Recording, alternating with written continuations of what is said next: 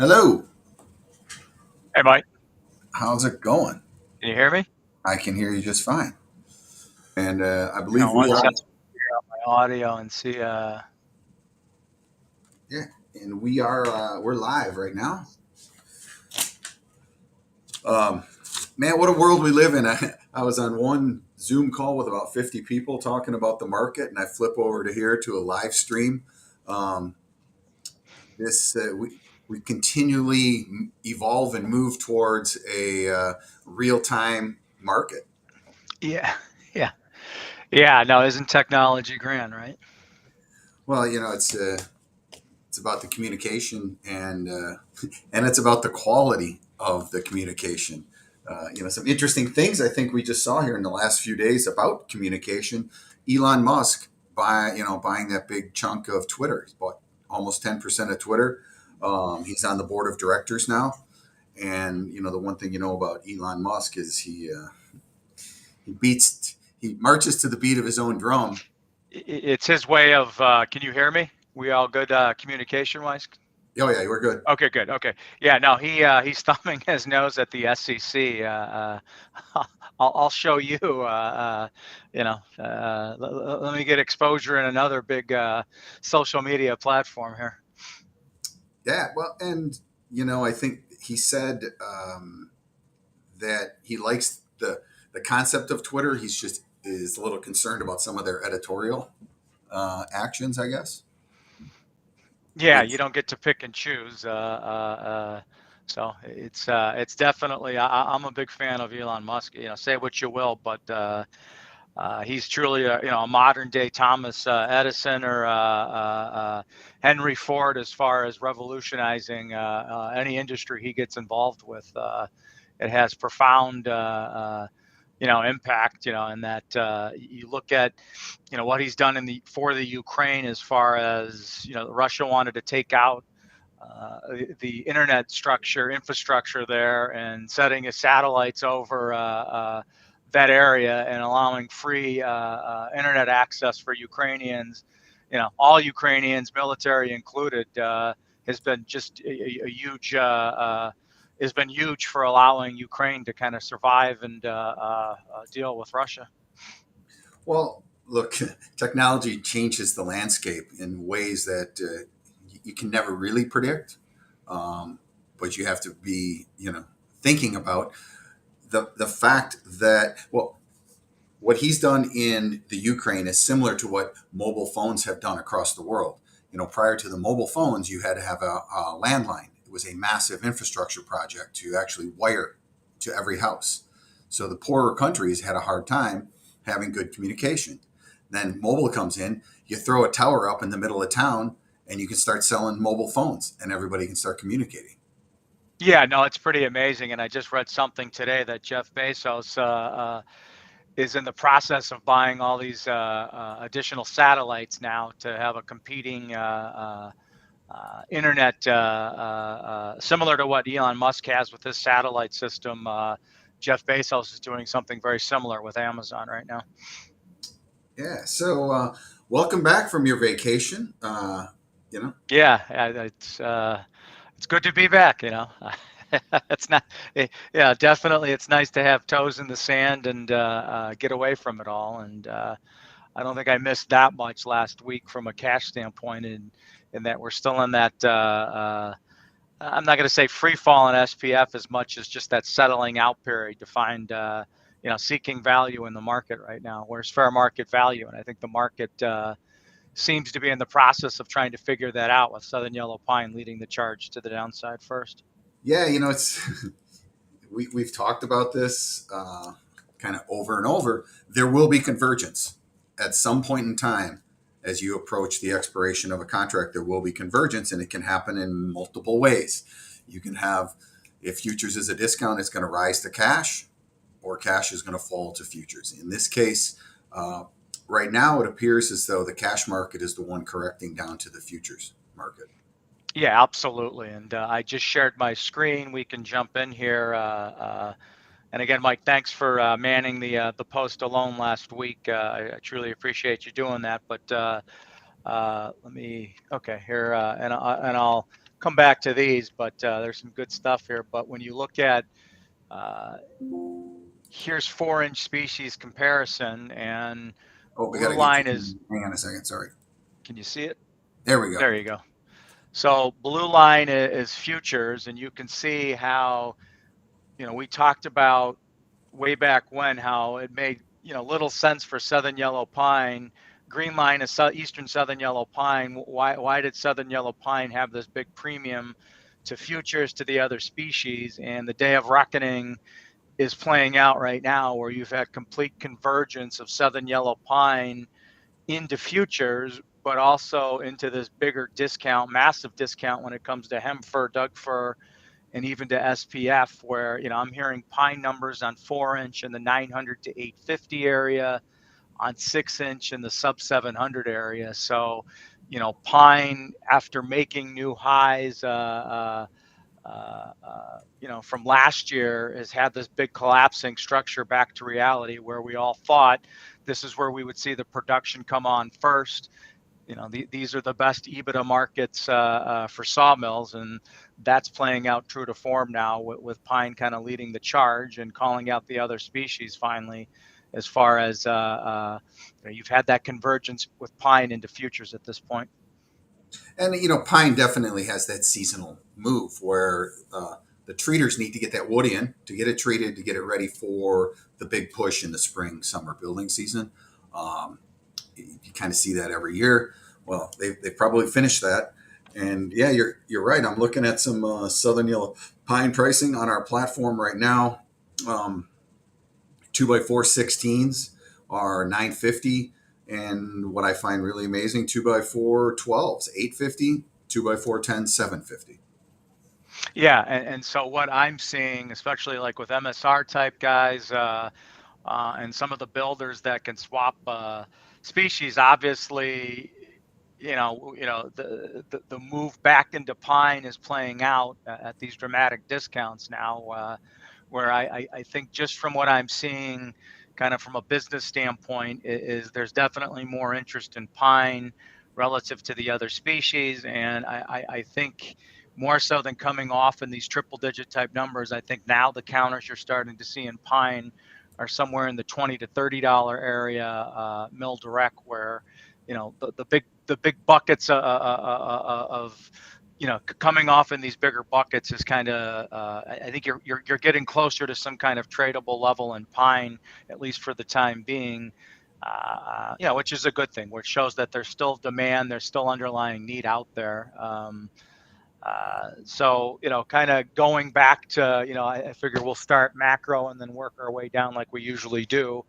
Um, the big takeaway, obviously, this pink purple line, I guess more pink, is 10-year continues to, we're in the 2.55% area.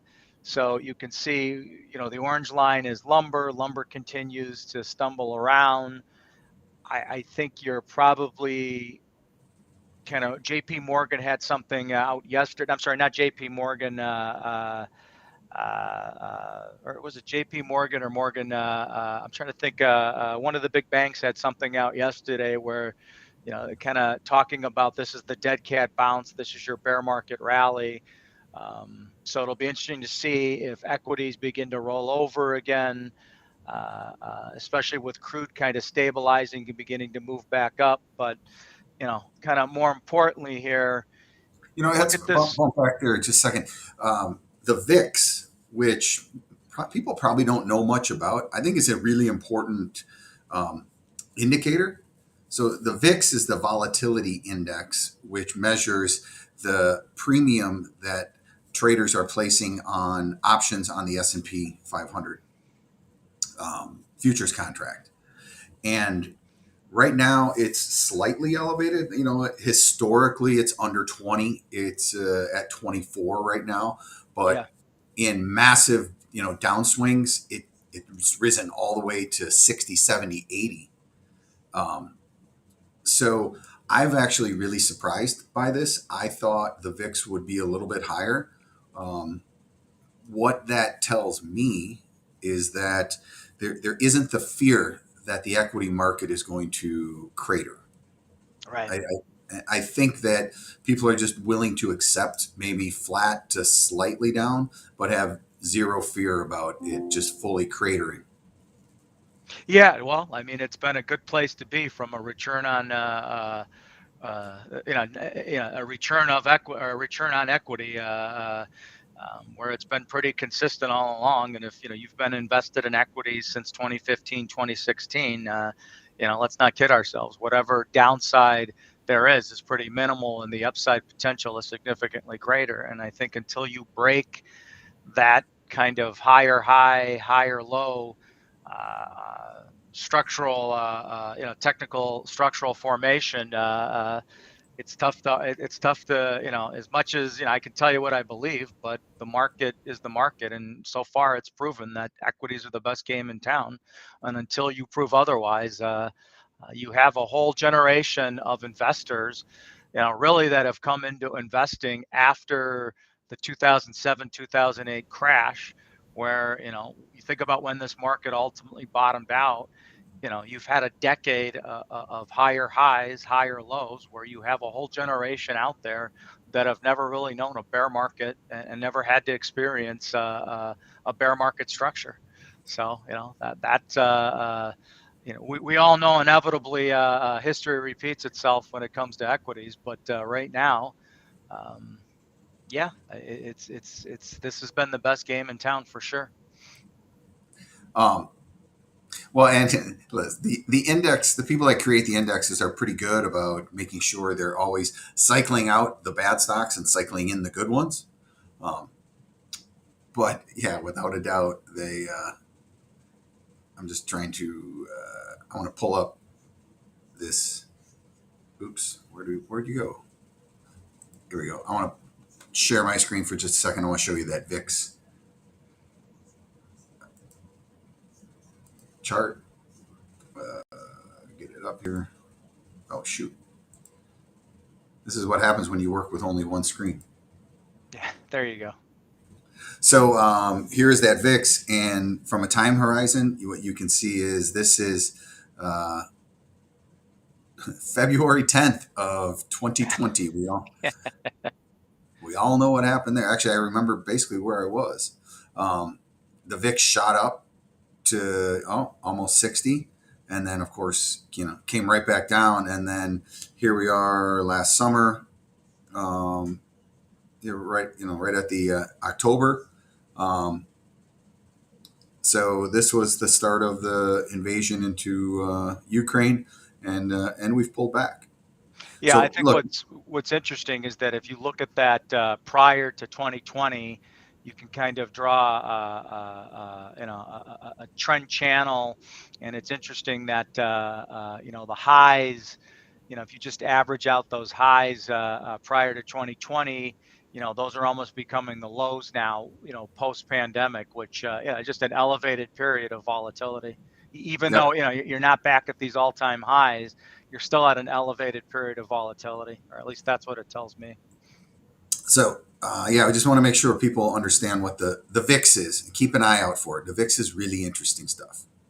So we'll jump into interest rates here and then work our way into lumber. But you can see this is again, and this is a great website. I highly recommend people, if you want any type of government information, you can get the raw data and dump it into SAS, Excel, but then you can also get them to chart it out for you. But Federal Reserve of St. Louis, has a treasure trove of information on anything economic with the U.S., any type of data from the beginning of time to current, with housing, with macro, micro type indicators. I highly recommend Fred. It's user friendly, and again, this is where the government dumps all their raw data into. But you can see this big spike up since the beginning of 2022 in the 30 year. And somebody had sent to me, this was on this guy named Len Kiefer had put this out, and I looked at his. He put all of his coding, all of his raw data, so all of his data works out. I back checked it. his coding, but you can see, this speaks for itself. U.S. mortgage rates up 1.5 percentage points, biggest increase this century. Okay, this century, you're going back to 2000, but that's still a pretty substantial move. And this next chart kind of shows, this goes back to 1990, but you can see these red, these are kind of like heat indexes. You have a 1.56% increase in 30-year mortgage rates for the month of March, which is just massive. I mean, we're used to interest rates trending down, these subtle ticks to the upside, but look at October, November, December, January, February, March. We've had this continuous trend to the upside where, again, you're seeing this felt, a massive increase back up into the 2018, 2019 highs. So you're just on the verge, the threshold of being back at 5%. Historically, we know that this is still relatively low, but when you come from an area of 2.5, 2.75%, and you basically are to the point where you're going to double that in a, basically in a year, just under a year and a half, that's a pretty substantial increase, knowing what the Fed has ahead of them as far as just going back to that 2.5 to 3% Fed funds rate. The reality is you're going to see a half a basis point increase this month and a half a basis point increase next month. And the market is building this in. When you look out at the yield curve, the further out you go, you're starting to see that inversion. You're starting to see markets build in a substantial increase in interest rates. That's what lies ahead. And the move in interest rates really fascinates me right now, because in the last, call it 25 years, inflation is kept in check by technology. So if there was a pile of money sitting over in a corner, someone with some technology would come on and say, okay, I can make that whatever process system something more efficient, and I'll pick that money up. And that's what kept inflation in check. This time, the inflation is really coming from commodity prices, which we're experiencing here, of course, in lumber. Um, and there's really no technology that's going to take take care of a war in Eastern Europe. So, I think that to combat the increase in this commodity price, raw material price, the only answer is to slow down the economy. And you slow down the economy by making everything more expensive. And you make every dollar buy less. Yeah, and so I think, and we'll jump forward here, but I think, so what does that mean? Anything that's capital intensive, money costs more, that same capital costs more money than it did 6 months ago, 3 months ago, a year ago. So these industries that are capital intensive, can you continue to grow at the same metrics? And that's the $1 million question, and that the Fed wants to believe that they can engineer a soft landing and slow growth without being recessionary. And there's very few playbooks to go back where you have this instance of inflation that, let's not kid ourselves, the Fed is responsible for helping to create a lot of this inflation. So it's going to be an interesting dynamic going back to equities with this idea that you can continue to plow ahead, higher highs, higher lows in an inflationary environment where you, by design, have to slow growth to help curb inflation. Again, that's a tall task. That's a lot on the Fed's plate here to engineer. And let's all hope. There's that word we hate to use when it comes to trading, but let's all hope the Fed can engineer this. Yeah, for sure. All right, moving along. Yeah. So weekly continuation. And I apologize, I used the wrong numbers here, but you can see basically we're into this 50% retracement on a weekly continuation basis. This is basically in the this 960, 970 area. This is May front month futures. 62% is going to put you somewhere in the 851 area. So if you break down underneath here, and I'll jump forward, I'll come back to this, but here's the May. You can see you've got this downward sloping channel. market's trying to bottom out here. Last week's low was in the 930 area. Underneath here, from a technical standpoint, the ideal situation in May would be to fill this gap at 920.70 and then truly bounce, get back above the 9-day, get back above the 100-day moving average. For me to be convinced that we've bottomed, you're going to get back above the 9-day. The 9-day is still downward sloping. It's in the probably in the $1,000 area. The 100 days back in this 1,025 area, 1,028 area. So you really need to say May get back above 1,000, back above 1,025 for me to be convinced that we've bottomed, to have any shot of going back up into this 1075 to 1,100 area. But at the very least, if you're trying to project where this thing could bottom, somewhere between here down into the 920, worst case scenario, you're going to go into this 62% retracement area, which would be an 850. And, of interest, okay, here's May, here's the price curve in futures. So May's all the way up here at 966. Here's July, September, November, January, March. You're getting compression in these back months. So when you look at July through January, February of next year, you only have a differential really of somewhere in that $40 to $60 area. So, the market sees value in this 850 to 800 area. So what does that mean for a cash market? Print is likely going to be, my guess is sub 1200, maybe in the 1170 area.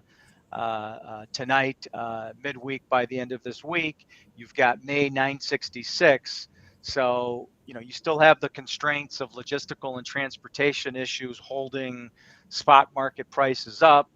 But at the very least, the futures curve tells you that fair market value moving forward is somewhere in this mid 800 to 800 area, let's call it 860 to 800 area. And you're definitely seeing, we'll get in this later on, but you're definitely seeing open interest build in these back months where you're having a very difficult time making lower lows in July, September, November, where there's definite interest to forward buy for future need in these back months. And then let me see here. Which Uh, that's the phrase that I hate to say, the new normal. Um, right. I No, absolutely. And that's the tough part, is that historically, we know that these are still significantly high numbers, but what is new normal? And we know new normal isn't $350 to $400. So is it 500? Is it 700?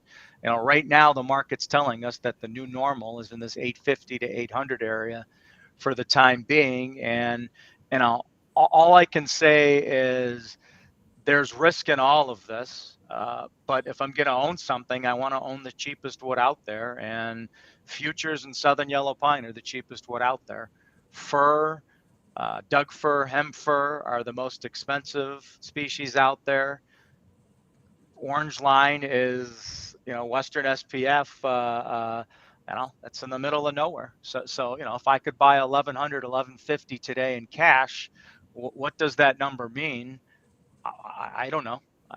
If you need the wood, you have to buy it. But May is telling you that, okay, well, I can still buy 150 to $200 under where legitimately mills are probably taking some type of counter today on 2x4 4-inch. Yeah, and speaking of new normal, inflation, the floor is definitely higher. The floor price is definitely higher. The producers have higher expenses. Like everything is more expensive today. So maybe these floors are above the traditional levels. By how much, I'm not sure.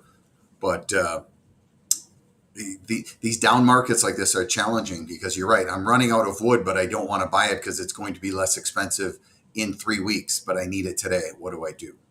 Yeah, and that probably sets up more of a scenario instead of seeing this panic buying, everybody running through the door all at once. Um, we obviously know that there's a lot of wood in the pipeline still trickling through to the end users. and people are watching futures come off, they're watching cash come off, they're watching Southern Yellow Pine come off to where, it could set up a scenario where it's just in time, knowing that in a falling market structure, I'm going to buy what I absolutely need to buy and then kick the can down the road. And in a week, 2 weeks, 3 weeks, I'll revisit it. And I will say that there probably would be more comfort in chasing this market, knowing that the market's bottom, than being the hero and trying to, catch a falling dagger here and pick a bottom, especially, like again, May at 950 from a spread standpoint is still trading $100 over July. And then you've got cash trading $150 to $200 over that. Can anybody look at anybody else with a straight face and say that there's absolute value at 1100, at 1150 in Western SPF? The answer is no, because the other markets are saying that that's not where value is.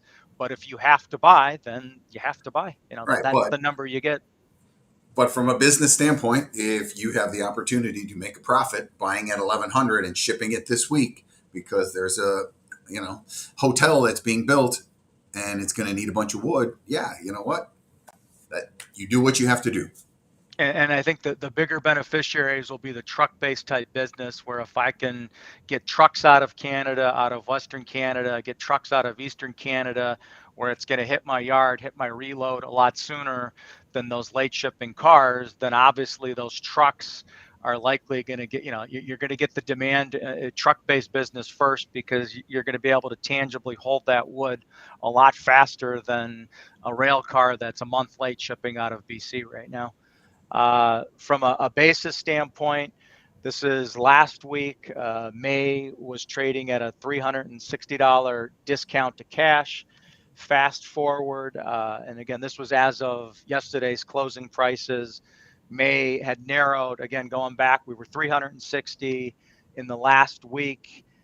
Cash has fallen $130 relative to May to narrow that. But again, you look at the average basis, we're still substantially higher. And look at last year, we were $84. So you still have this massive differential between cash, the premium in cash relative to futures. Fast forward to July, $480 a week ago. Again, July trading $480 under print into 338. So you're still getting that big narrowing. Same thing in September, 535 a week ago into 370. So, again, you're starting to, like you referenced earlier, Mike, you're starting to see that convergence play out with print, with cash, more so than futures continuing to free fall. You're starting to see the bigger chunk offs now in physical cash. May July spread. We talked about this for the last 3-4 weeks, that this abnormal differential 150, 175 over. This is a week ago. You were in the 100 and let's call it 140, $150 area. We've come into, basically have had a 62% retracement. We've traded into the $85 area so far. 100 days down at 72. But again, what's the potential on this spread? Does it still belong at an $85 to $100 premium over July? And I'll jump back to, the answer is why. This still has a lot more potential, probably not now, but I think you're more likely to see bigger convergence, or the potential for bigger convergence between May and July. Maybe not necessarily now, but as you get into month end, why do all these months belong? You see, kind of this setting up, this convergence between July through March. Does May belong at this big premium? The answer is probably no. So again, fast forwarding back to the spread structure, I would still be careful assuming that this has to trade back out. I still think there's a lot of potential for this spread to collapse back in, especially with May trading at this big premium to July. Yep, agreed. Open interest wise, and I had somebody bring this up. There was confusion when we talk about the CME bulletin and then compare it to the CFTC numbers, and he brought up a great point that I just assumed everybody was aware of. The CME does not put out a bulletin. When they give this, so here's, you can see last week 2650, this week we're 2697. You would continue to see this build. When we look at this number, this is futures only. Underneath this, you've got all the calls and puts. And so you manually have to calculate these numbers. There's no bulletin that shows futures and options combined from a total open interest standpoint. You manually have to add the options in for calls and puts in all the different months. So when we reference this number, this is futures only. When we jump into the CFTC commitment of trader numbers, we're looking at options, futures, and options combined. So again, it's kind of like an apples to orange comparison with the bulletin.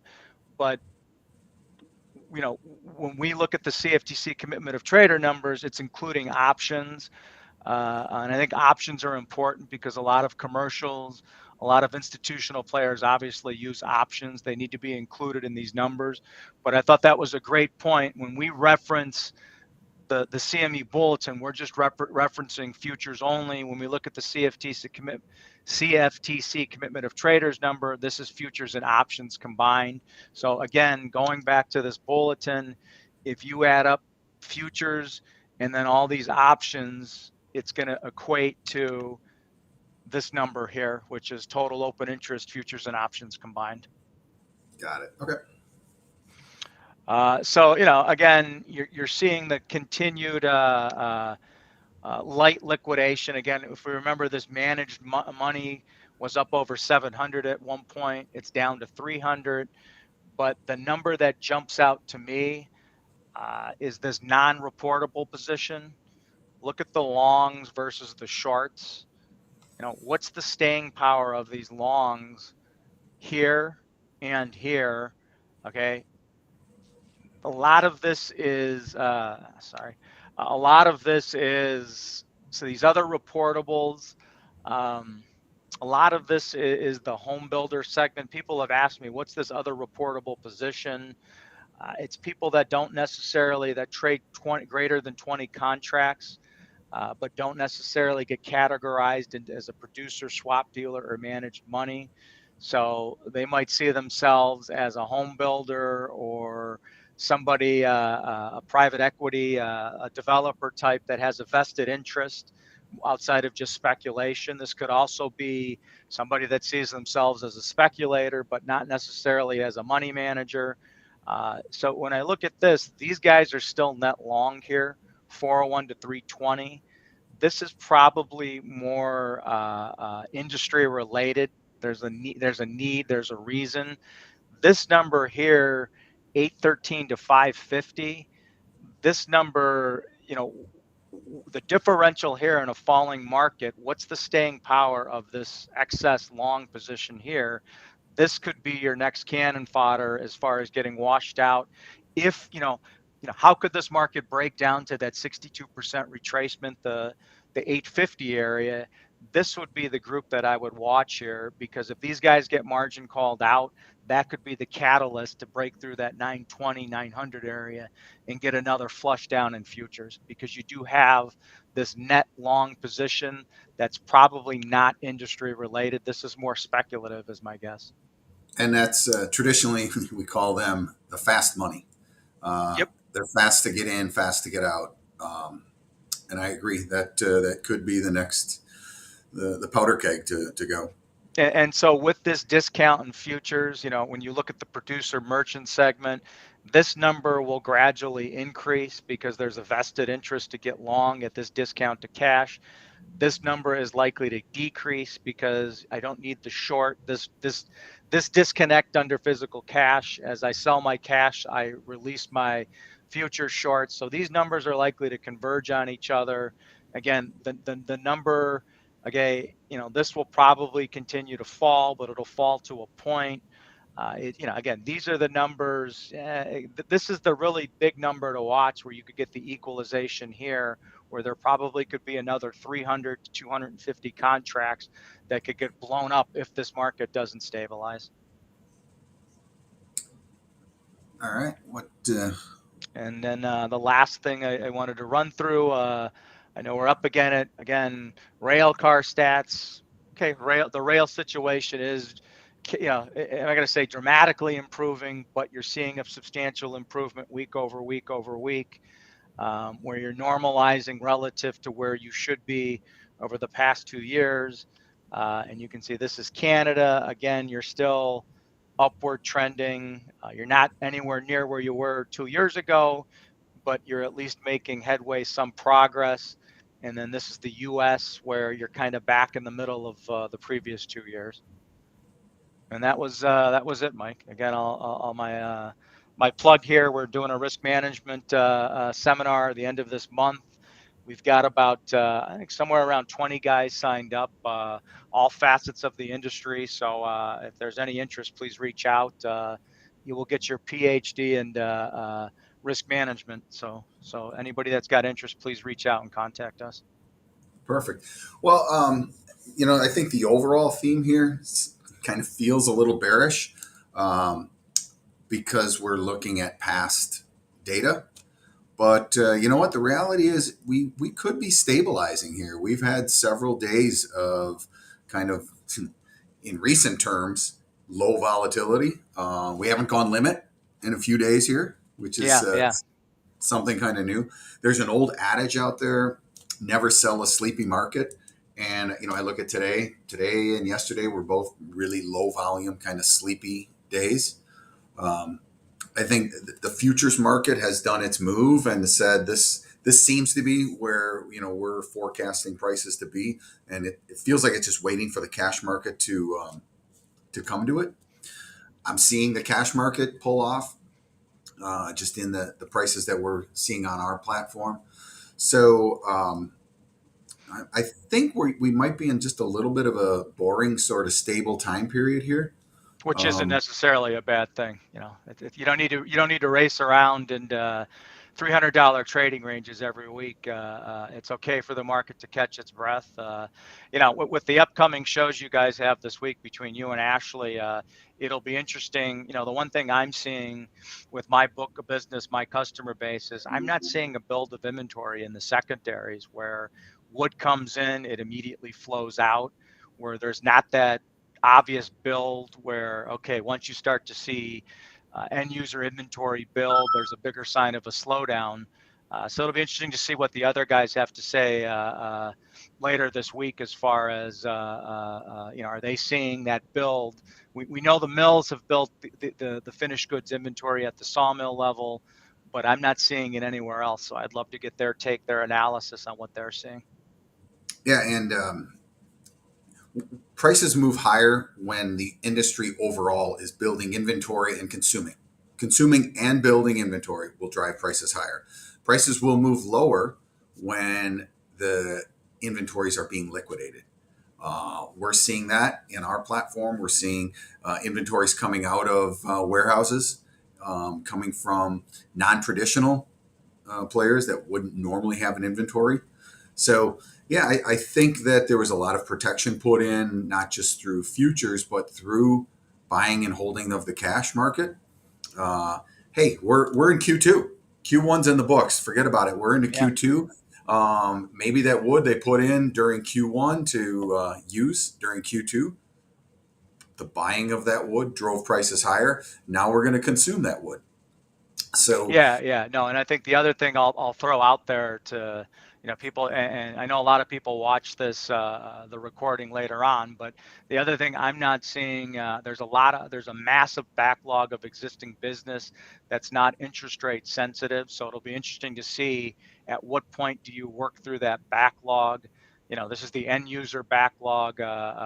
What point do you work through that backlog and the new business dries up? But I'm still seeing everybody going strong from a demand standpoint with that business, that pre-existing business on the books is not interest rate sensitive. And I'm not seeing signs of, it'll be interesting to see when those signs show up. We all know the headwinds that are out there facing housing, but it'll be interesting to see where it actually starts to show up within the different user segments within the industry.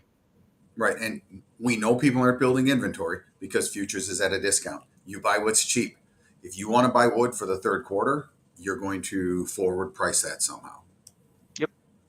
Um, and then the thing I'm looking for, Greg, though, is the repair and remodel numbers, where those numbers are more, I don't want to say interest rate sensitive, but definitely more inflation sensitive.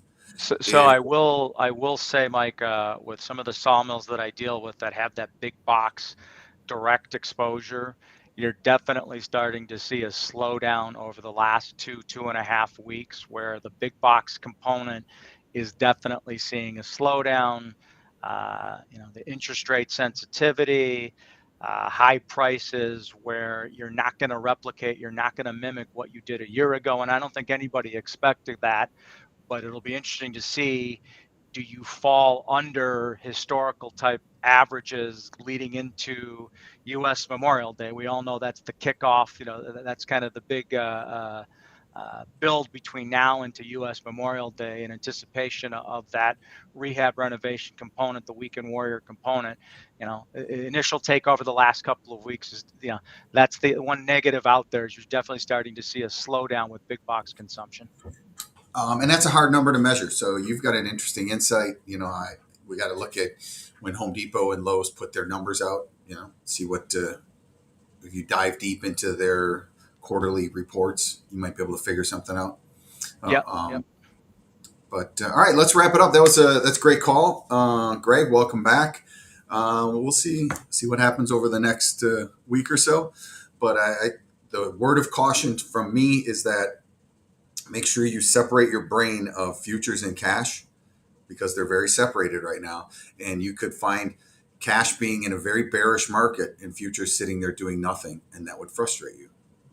Absolutely, absolutely. And again, the last thing I'll leave people with is that just because you see the numbers developing in futures, just because you hear somebody took this number, what's the reality of most people actually buying those numbers? You need that 30 to 45-day window, that work through the trickle down effect to get to the end users. So just because you're hearing some extreme low numbers in cash, whether it's SPF or Southern Yellow Pine, doesn't necessarily mean you're going to see that reflected if you're going to buy from your contractor, your local yard, where they're still trying to sell those higher numbers, and it takes time for that to work its way down through the food chain. Absolutely. All right, everyone. Have a safe week, and we'll talk to you next Tuesday. Thanks a lot, Mike. Thanks, everybody. Bye. Take care.